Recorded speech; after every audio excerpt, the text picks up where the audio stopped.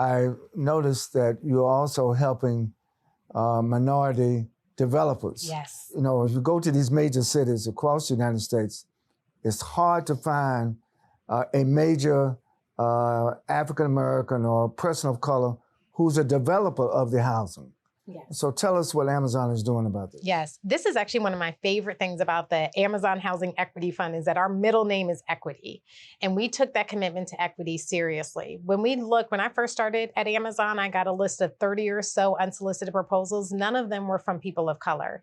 And that was not a diss on Amazon. It really spoke to who has those relationships with corporate executives that can get a proposal in front of the right person. Right. And so what we decided is that we were going to make a real commitment to partnering with minority developers. We're finding in places like Washington, D.C., the district has invested for decades in minority development firms. And so there are ample partners. We actually expect that one of our partners, Jair Lynch, will almost have 10% of the $2 billion commitment. It's amazing.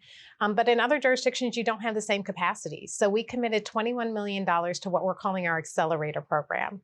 And we're partnering with minority-led organizations, Capital Impact Partners and HQ2, the Urban League of Middle Tennessee and Nashville, and LISC in the Puget Sound to be able to provide mentorship, training, and most importantly, access to capital to those minority development firms. $21 million. $21 million. To help train, mentor, develop minority developers. Correct. And we already have 40 of the fellows identified. Most of the participants in our program are already developers. They already have a portfolio, but they want to do more in affordable housing. And so we're coming in and making it as easy as possible, supporting their plan, supporting their vision, and hopefully identifying a number of properties. We've already invested with our first minority developer, and I'll give you an example of how unique it is.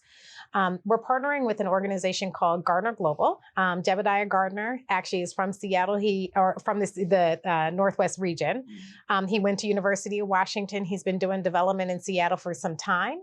He's been working with a number of churches in Seattle, and he actually worked with a church in the Central District, which was the area where African Americans were restricted in Seattle. And he was able to buy their property. So we gave him a $4.5 million grant to buy a property in the middle of the Central District. So now you have a Black man owning property that will be developed for affordable housing in the middle of an area that has historically been focused on African American communities.